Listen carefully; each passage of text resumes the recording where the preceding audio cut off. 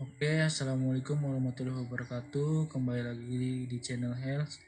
Di sini kita akan belajar bareng lagi mengenai tag head atau tag apa saja yang berada pada head di HTML ini gitu. Yang pertama, title. Title ini sebagai judul tab ataupun halaman yang mendefinisikan dan ditampilkan di bawah judul browser biasanya atau di tab halaman browser.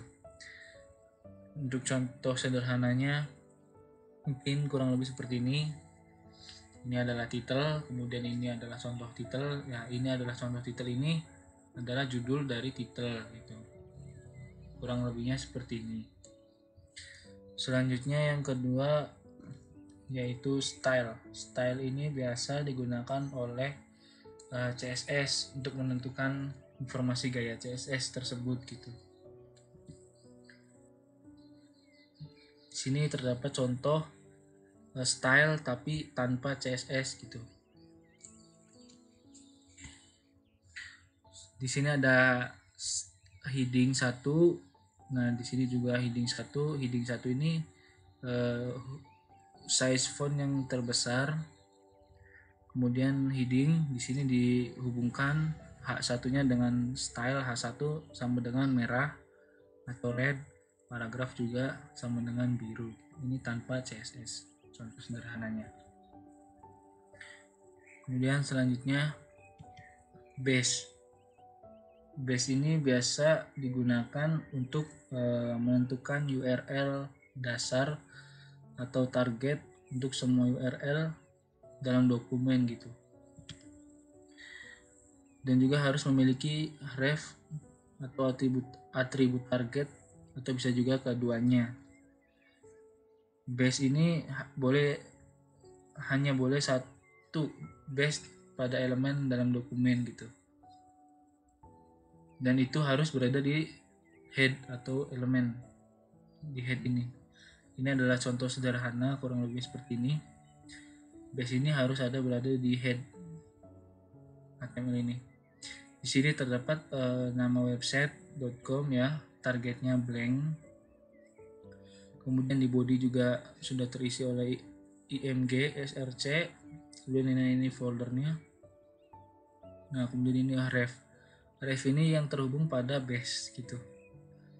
Di sini img ini adalah gambar atau GIF yang menampilkan di browser kita gitu. Kemudian di bawahnya biasanya terdapat link gitu, link menuju website tersebut atau link menuju di mana sih letak gambar ini gitu kan, dari mana gitu, biasanya gitu.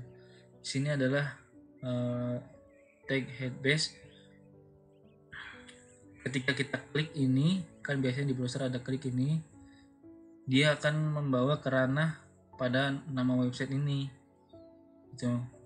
Kemudian kita masuk ke halaman tab dan tag base gitu, ke halaman tag base, kita dibawa ke halaman tag base dari nama website ini gitu. Semoga kalian paham. Apabila tidak paham bisa ditanyakan ya, jangan sungkan-sungkan untuk belajar. Selanjutnya link juga biasanya kita temukan pada head, emang di head sih. Jadi fungsinya link ini untuk mendefinisikan hubungan antara dokumen saat ini gitu dan sumber daya eksternal gitu. Biasanya yang paling sering digunakan untuk nge-link ini style.css juga bisa gitu. Contoh sederhananya mungkin kurang lebih seperti ini.